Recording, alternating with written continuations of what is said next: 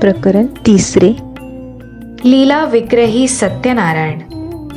सुमारे 8व्या वर्षी बुक्कापट्टणम येथील उच्च प्राथमिक शाळेमध्ये जाण्याचे प्रशस्तीपत्र सत्याला मिळाले. पुट्टपर्तीहून हे ठिकाण 2.5 मैलांवर होते.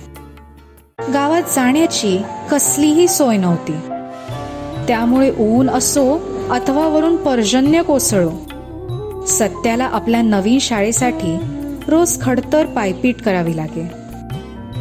पावसाळ्यात त्याला आपल्या पुस्तकाचे दप्तर डोक्यावर घेऊन दगडावरून पाय ठेवीत कधी चिखलातून तर केव्हा गळाभर खोल पाण्यातून जावे लागे. तर ग्रीष्माचे भाजणारे ऊनही सहन करावे लागे. आदल्या रात्री शिजविलेला थंड भात दह्यात कालवून ठेवलेला असे, सोबत चटणी. अशी न्याहारी करून सत्या भल्या पहाटे आपल्या सोबत्यांसह शाळेत जाण्यासाठी निघे. अर्थात दुपारच्या फराळीची पिशवीही आईने त्याच्यासोबत दिलेली असे. सर्वज्ञ बाबांना अजूनही ती अवीट न्याहारी आठवते. इसवी सन 1944 साली श्री सुबण्णाच्या यांनी प्रसिद्ध केलेल्या आपल्या पुस्तकामध्ये म्हटले आहे, सत्या 8वीत असताना माझा विद्यार्थी होता. तो एक साधा सुधा, संयमी, प्रामाणिक आणि सदाचारी विद्यार्थी होता. आपला संयम त्याने किती पाळावा. आपले अवतार कार्य पेलणे इतपत या जगाची तयारी होईपर्यंत सर्वज्ञ बाबांनी आपल्याजवळ असलेली ईश्वरी शक्ती दडपून ठेवण्यास या बालवयात किती प्रचंड संयम लागला असेल. सत्याला अवतार मांडणारे त्याचे दुसरे गुरुजी होते श्री V.C. कोंडप्पा. त्यांनीही आपल्या पुस्तकात सत्याविषयी म्हटले आहे, तो अतिशय साधा आणि आज्ञाधारक विद्यार्थी होता. मितभाषी असल्यामुळे गरजेपुरताच तो बोलायचा.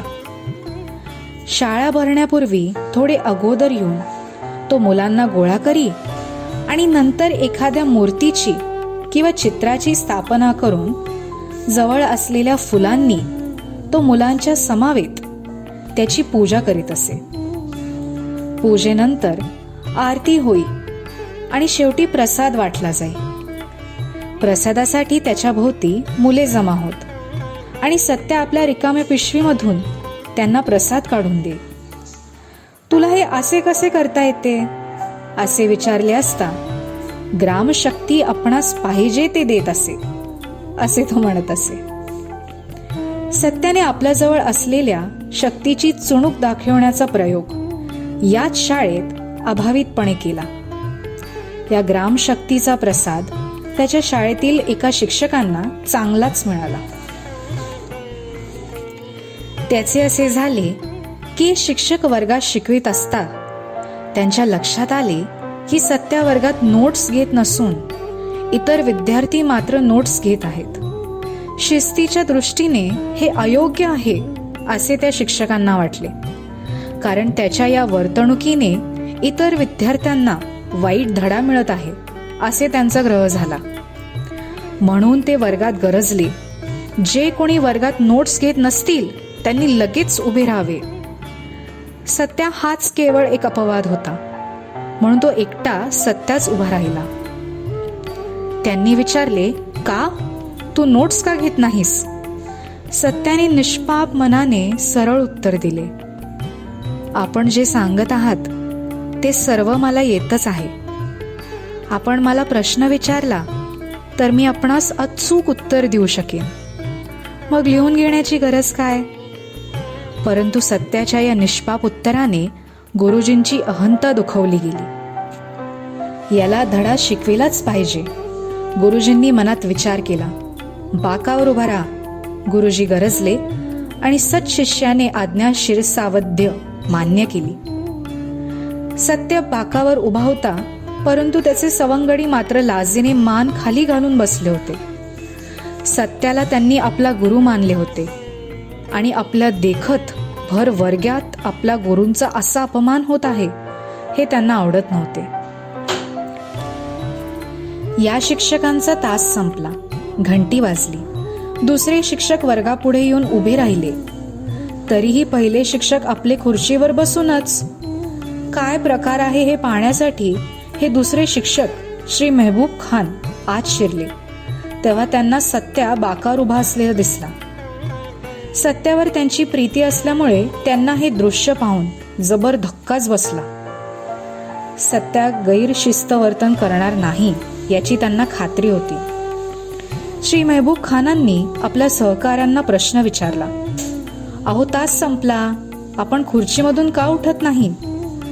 तेव्हा पहिले शिक्षक हळूच त्यांना म्हणाले, अहो काय करू, खुर्ची मला चिकटली आहे आणि मी उठलो की खुर्चीही माझ्याबरोबर उचलली जाते. परंतु हळूच दिलेले हे उत्तर विद्यार्थ्यांनी ऐकलेच आणि सबंध वर्गात एकच खसखस पिकली. खरंच की गुरुजींना खुर्ची चिकटली होती. आता विद्यार्थ्यांच्या ते नजरेस आले. असे का व्हावे हे त्या गरीब बिचाऱ्या शिक्षकांना समजले नव्हते. पण मुले मात्र म्हणू लागली, सत्याने जादू केली, सत्याने जादू केली. श्री मेहबूब खानांनी आपल्या सहकाऱ्यांची समजूत काढून खात्री पटविल्यावर ते शिक्षक शांतपणे सत्याला म्हणाले, खाली बस. सत्या खाली बसला आणि मास्तरांपासून खुर्चीही अलग झाली. मास्तर मोकळेपणाने आता उभे राहू शकत होते. या घटनेचे कालांतराने स्पष्टीकरण देताना सर्वज्ञ बाबा म्हणतात, माझा त्या शिक्षकांवर मुळीच राग नव्हता, कारण मी राग द्वेषातीत आहे. परंतु आपण अवतार आहोत हे मांडण्यासाठी लोकांची मने हळूहळू तयार व्हावीत या दृष्टीने मी हा चमत्कार घडविला होता. हे दुसरे शिक्षक जनाब मेहबूब खान अतिशय प्रिय शिक्षक होते. ते मुलांना इंग्रजी हा विषय उत्कृष्ट रीतीने शिकवत असे. त्यांच्या शिकविण्याच्या शैलीमुळे तो विषय विद्यार्थ्यांना उत्तम रीतीने समजत असे. त्यामुळे विद्यार्थी मंत्रमुग्ध होत त्यांचे विवेचन ऐकत असत. जनाब मेहबूब खानांचे सत्यावर विशेष प्रेम होते. इतकेच नव्हे तर ते सत्याबद्दल आदरभाव दाखवित असत.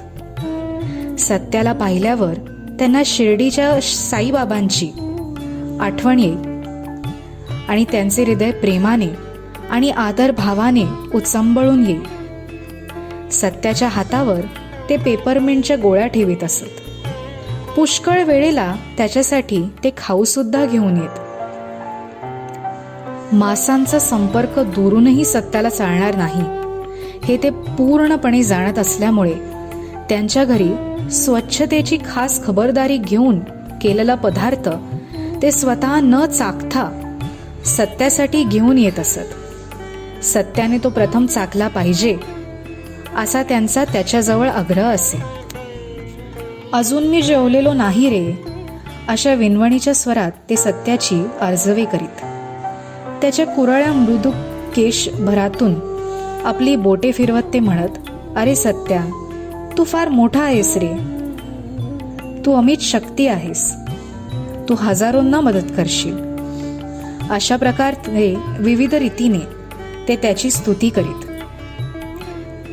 सर्वज्ञ बाबा जनाब मेहबूब खानांची पवित्र आणि उन्मत्त आत्मा अशी शब्दात स्तुती करत असे. वर्गात सत्या अतिशय शांत बसलेला असे. त्याचे लक्ष भजन आणि अष्टोत्तर शतनामावली गुंफण्यातच रमत असे. या नामावलीच्या प्रती काढून त्या तो आपल्या वर्गबंधूंना भेट म्हणून देत असे. ऐहिक जगातील छोटी मोठी सुखे ही ध्यानधारणा आणि प्रार्थना यांच्या योगाने मिळणाऱ्या शाश्वत आनंदापुढे तुच्छ असतात अशी शिकवण देणाऱ्या संतांची चरित्रे वाचण्यात सत्याला अतिशय गोडी वाटत असे. श्री कोंडम राजूंच्या परिवारात नात नातवंडे इत्यादी 17-18 बालगोपाळांचा मेळा होता आणि या मेळाव्यात सत्या अतिशय प्रिय झाला होता. सत्याच्या रिकाम्या पिशवीतून त्यांना पेपरमिंटच्या गोळ्या मिळत असत, परंतु त्या सहजासहजी मिळत नसत. त्यासाठी या सर्व मुलांना सुचितेने आणि प्रामाणिकपणे राहावे लागे, तरच सत्या त्यांची कौतुक करीत त्यांना खाऊ देत असे. याच वयात सत्याने आपला निरीच्छितेचा गुण प्रकट केला होता असे श्री कोंडमराजूंनी सांगितले आहे. बुक्कापट्टणमच्या बाजारपेठेत जाऊन श्री कोंडमराजू मुलांच्या शर्टासाठी निरनिराळ्या रंगांचे कपडे आणीत. आपल्या आवडीचे कापड मिळावे म्हणून मुले त्यांच्यावर तुटून पडत असत, परंतु सत्या मात्र शांतच उभा राहत असे. ज्याला जे कापड आवडत असेल ते त्याने आधी घ्यावे. सर्वांनी घेतल्यावर शेवटी जे उरेल ते मी घेईन, मला ते चालेल, असे सत्याचे उत्तर असे.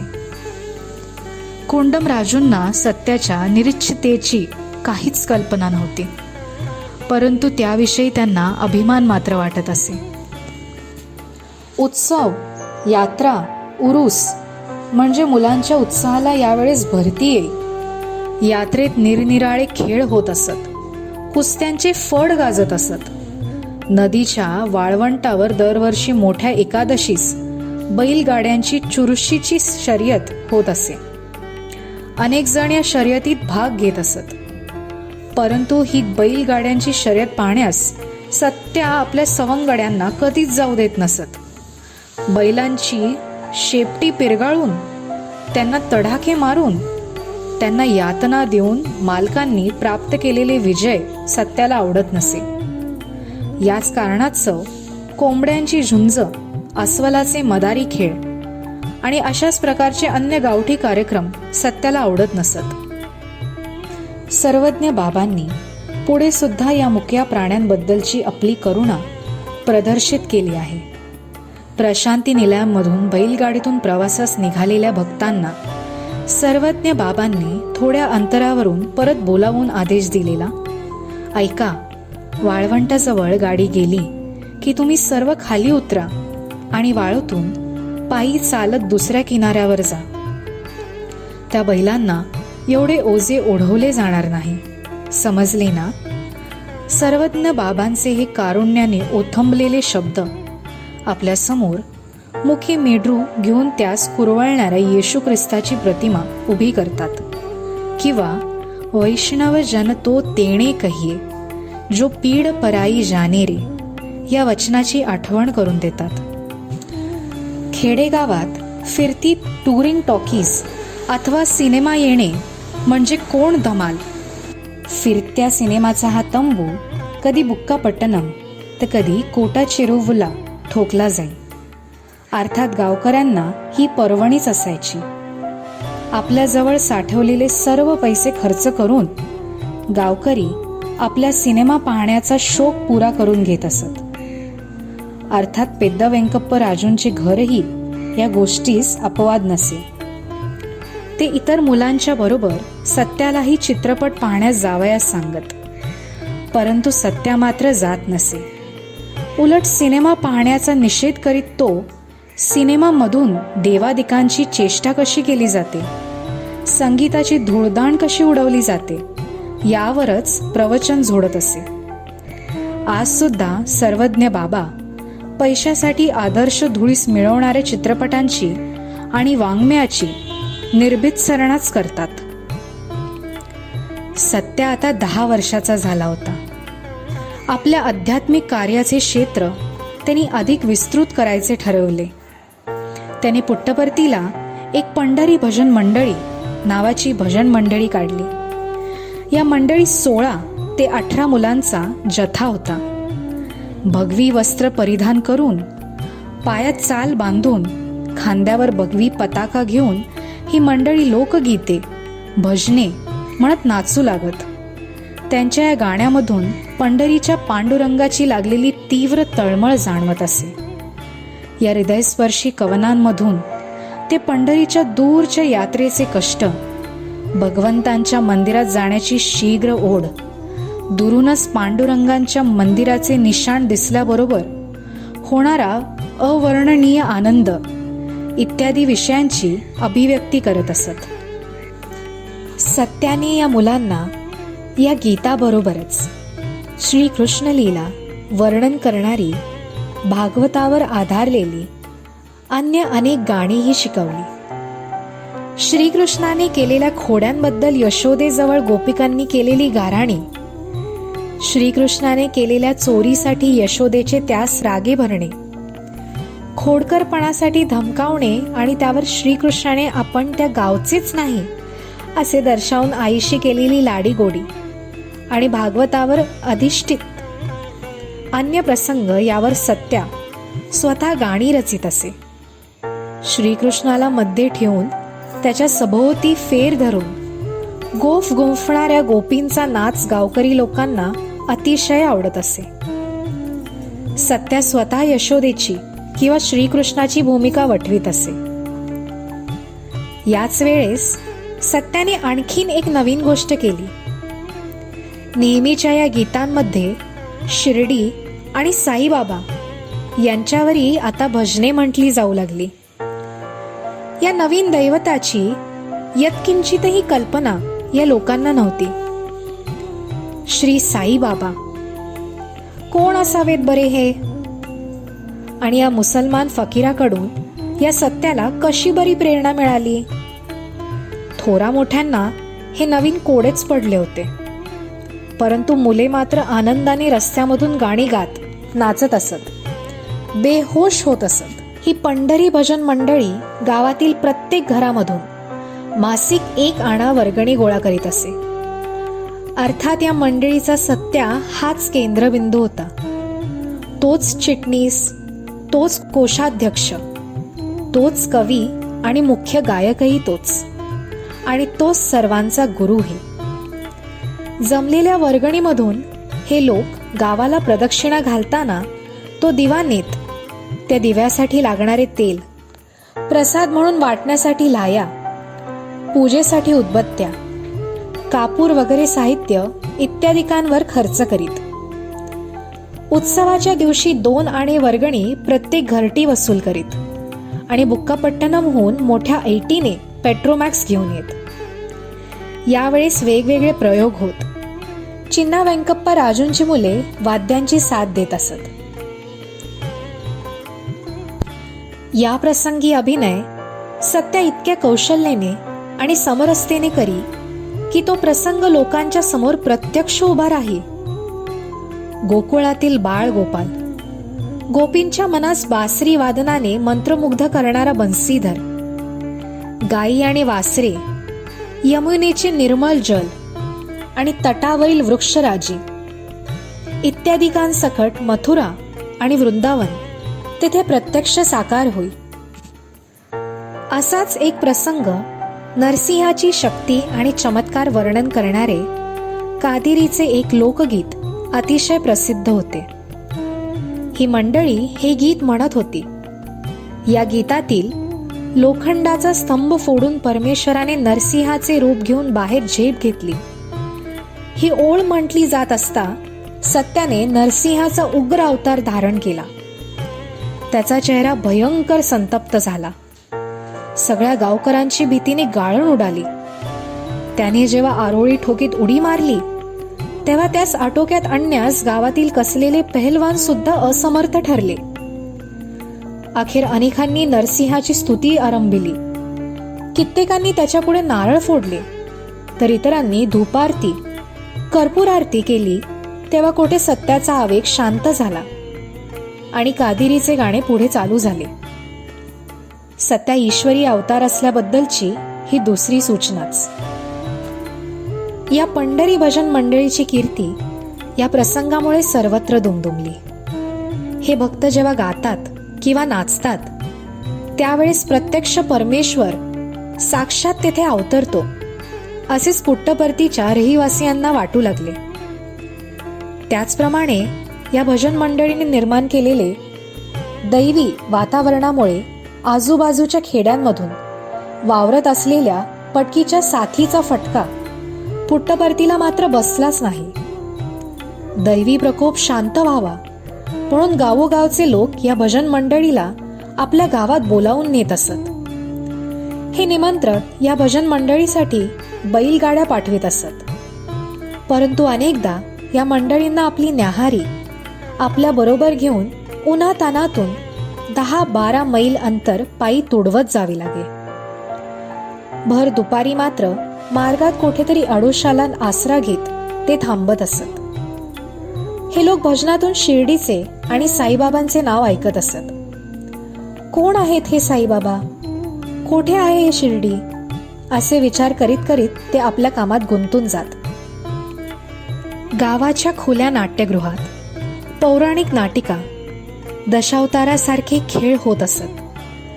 तऱ्हेतऱ्हेची रंगीत वेशभूषा, नाच आणि राणा भीमदेवी छाप भाषणांनी खेळांना रंग चढत असे. अर्थात खेळांच्या शेवट मात्र दैवी शक्तीकडून असुर शक्तींचा पाडाव होण्यात होत असे. या प्रयोगांची जडणघडण करण्यात अर्थातच सत्याचा सिंहाचा वाटा असे.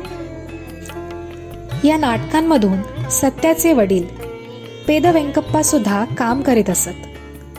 त्यांचे वडील श्री कोंडम्माराजू ज्याप्रमाणे लक्ष्मणाच्या भूमिकेबद्दल असमंतात प्रसिद्ध होते, त्याचप्रमाणे हे चिरंजीव सुद्धा श्रीकृष्णाशी निस्सीम भक्त ठेवणाऱ्या आणि धर्माशी सख्यत्व ठेवणाऱ्या युधिष्ठिराची भूमिका करण्यात प्रसिद्ध होते. या खालोखाल पेद वेंकप्पांची बाणासुराची ही भूमिका गाजत असे. या भजन मंडळींनी केलेल्या नाट्यप्रयोगांमध्ये बाणासुरम उष्ण परिणयम, द्रौपदीमान संरक्षणम आणि कंसवध हे प्रयोग अधिक लोकप्रिय झाले होते. या प्रयोगांमध्ये सत्याही भाग घेऊन श्रीकृष्णाची अथवा मोहिनीची भूमिका वठवीत असे. त्याच्या अभिनयावर प्रेक्षकगण खुश होई. त्याच्या गाण्याला आणि नृत्याला प्रेक्षक वर्गाकडून टाळ्यांचा कडकडाट पडे. सत्याचे नृत्य हे लयबद्ध आणि तालबद्ध असे. सत्या नाचताना इतका अलगद नाचत असे की पाहणाऱ्याला वाटे याचे पाय पृथ्वीला स्पर्श करीत नसून हे आधांतरीच नृत्य करीत आहेत. असे मंत्रमुग्ध करणारे नयन मनोहर नृत्य या लोकांनी पूर्वी कधीच पाहिले नव्हते. पंढरी भजन मंडळीच्या या कलावंतांकडून हे नाट्यप्रयोग दुष्काळग्रस्तांच्या मदतीसाठी केले जात असत आणि गावांच्या मदतीसाठी निधी गोळा केले जात असत. थोड्याच महिन्यांच्या अवधीनंतर सत्या नाटकांच्या प्रयोगांमधून अन्य भूमिकाही करू लागला. जरी तो कमलापूर आणि उरवकोंडा येथे उच्च शिक्षणासाठी जाऊ लागला होता, तरी सुट्टीत पुट्टपर्तीला परत आल्यावर तो या भूमिका करीत असे. कनकतारा या लोकप्रिय नाट्यप्रयोगामध्ये तो तारेची भूमिका अतिशय सुंदर वठवीत असे. या नाट्यप्रयोगाच्या एका खेळास सत्याची आई सौ ईश्वरामा प्रेक्षकगणात उपस्थित होती. सत्याने तारेचे काम या प्रयोगात अप्रतिम केले होते. हे नाटक आहे हे विसरून लोक प्रयोगाशी तल्लीन झाले होते. ओघात तारेच्या वधाचा प्रसंग आला. सौ ईश्वरामाला ही गोष्ट सहन करणे अशक्य झाले आणि हा नाट्यप्रयोग आहे हे विसरून भावविवश होत सौ ईश्वरामा तारेचा वध थांबविण्यासाठी स्टेजवर धावून गेली.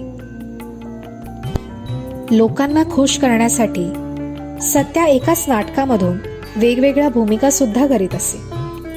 उदाहरणार्थ श्रीकृष्ण लीला या नाटकामधून तो देवकी, बालकृष्ण किंवा कंसाच्या दरबारामध्ये कंसाला आपल्या नृत्याने मुग्ध करणारी नर्तिका अशा विविध प्रकारच्या भूमिका तो बजावी. द्रौपदीची भूमिका सत्या करीत असे आणि आपण एकावर एक 7 साड्या नेसूनही एकच साडी आपण नेसली आहे असे दाखवण्यात त्याला खूप आनंद वाटे. काही कालावधी लोटल्यानंतर एक प्रतियश व्यावसायिक नाटक मंडळी या प्रदेशात आली. ही मंडळी संगीत, नाट्यप्रयोग करीत असे. प्रथमतः या नाटक कंपनीने बुक्कापट्टणम येथे आपला तळ ठोकला. नंतर पुट्टपर्ती, कोटाचेस्पू, एल्लुमलपल्ली या गावीही त्यांनी आपले नाट्यप्रयोग केले. या नाटक मंडळीची कीर्ती सर्वत्र चांगलीच पसरली. या नाटक मंडळीमध्ये एक नृत्यांगणा असून तिचे रंगमंचावरील नाव ऋषेंद्रमणी असे होते. ही युवती नाट्यप्रयोगामधून शारीरिक कसरतीचे प्रयोग आणि नृत्य सादर करीत असत. या सर्व प्रयोगांमध्ये तिचा एक प्रयोग अतिशय गाजला होता. लय आणि ताल याचे संधान साधून ती आपल्या मस्तकावर एक बाटली ठेवून खाली वाके, बसे आणि नंतर पालथी पडत असे. जमिनीवरील काड्यांच्या पेटीवर ठेवलेला रुमाल ती आपल्या दातांनी उचलून घेत पुन्हा बसकण मारी, पुन्हा उठून उभी राही. या सर्व कामात बाटलीचा तोल सांभाळून ती त्या बाटलीला आपल्या मस्तकावर उभेच ठेवीत असत. हे तोल साधून बाटली सतत उभी ठेवण्याचे काम किती कठीण असेल. केवळ व्यावसायिकच हे करू जाणे. या कामामुळे लोकांकडून तिला टाळ्यांवर टाळ्या मिळत असत. एकदा अन्य साथींबरोबर सत्यनारायण सुद्धा या व्यावसायिक नाटक मंडळीचा हा प्रयोग पाहण्यास गेला आणि त्यानेही ऋषेंद्रमणीचे हे अप्रतिम काम पाहिले. नंतर घरी आल्यावर त्यानेही तसा प्रयोग करून पाहिला. कुतूहलाने घरातील सर्व मंडळी हा प्रयोग बघत होती आणि या प्रयोगात तो यशस्वी झाल्याचे पाहून ही सर्व मंडळी आश्चर्याने थक्क झाली. लवकरच ही बातमी वाऱ्यावर पसरली आणि साहसी लोकांनी हा प्रयोग कोठाचेरुवरूच्या रथोत्सवाच्या यात्रेत करण्याविषयी सत्यास गळ घातली. इतकेच नव्हे तर या रथोत्सवात ऋषेंद्रमणी स्वतःच नृत्य करणार आहे असेही त्यांनी जाहीर करून टाकले. सत्यनारायण प्रेक्षकांना नाराज करणार नाहीत याची या लोकांना खात्री होती. तर या धिटाईचा परिणाम काय होणार याविषयी पित्याच्या पोटात भीतीने धडकी भरली होती. सत्याच्या बहिणींनी त्याला मुलीचा वेश देऊन सजविले, वेणीफणी केली, दागदागिने घातले आणि सत्या कोठाचेरुवरूच्या प्रयोगस्थळी आला. पडदा उचलला गेला आणि कंसाच्या दरबारात नाचत नाचत ऋषेंद्रमणीने प्रवेश केला. प्रेक्षक थक्क होऊन हा नाच आता पाहत होते. ऋषेंद्रमणीने आपले लोकप्रिय नृत्य सुरू केले. प्रेक्षक बेहोश झाल्यामुळे त्यांना काही फरक लक्षात येण्या इतका शुद्धच राहिली नव्हती. यावेळेस या ऋषेंद्रमणीने आपल्या कामात आणखीन एक करामत केली होती. रुमालाऐवजी तेथे एक सुई ठेवण्यात आली होती आणि ती सुई या ऋषेंद्रमणीने आपल्या पापण्यांनी उचलली होती. या दिवसाच्या ऋषेंद्रमणीने हे अद्भुत काम केले होते. परंतु या प्रयोगाचे परिणाम मात्र खूपच मोठे झाले. सत्यावर चोहोबाजूंनी स्तुती सुमनांचा वर्षाव झाला. अनेक ठिकाणी हाच प्रयोग पुन्हा करण्याचे निमंत्रण लोकांनी सत्याला दिले. त्याच्या हातात चांदीचे चषक, सुवर्ण पदके ठेवली गेली. सत्याचा हा होत असलेला सन्मान पाहून सत्याला नजर तर लागणार नाही ना अशी शंका त्याच्या आई आणि इतर अन्य नातेवाईकांना आली. दुष्ट शंका नेहमीच खरी ठरते असा अनुभव आहे. तशीच ही शंका सुद्धा खरी ठरली. सत्याच्या डोळ्यांना कसली तरी पीडा झाली होती. ते सुजून खूप लाल झाले होते आणि त्यातून सारखी आसवांची धार लागली होती. त्याच्या अंगात ताप सुद्धा शिरला होता. एक रात्री अचानक सत्याच्या आईला आपल्या घरात खडावांचा आवाज ऐकू आला. कोणीतरी सरळ सत्याजवळ जात आहे असे तिला वाटले. ही काहीतरी अघटित घटना घडत आहे असेच ती मनात म्हणत सत्याजवळ आली. त्याला ताप आहे का नाही हे पाहण्यासाठी तिने त्याच्या कपाळावर आपला हात ठेवला. सत्याला ताप नव्हताच, ताप निघून गेला होता. तसेच तिने दिवा आणून त्याच्या डोळ्यांकडे पाहिले. सूज खूपच उतरली होती. डोळ्यात अपेक्षेबाहेर सुधारणा झाली होती आणि दुसऱ्या दिवशी सत्या खडखडीत बरा झाला होता. साईराम.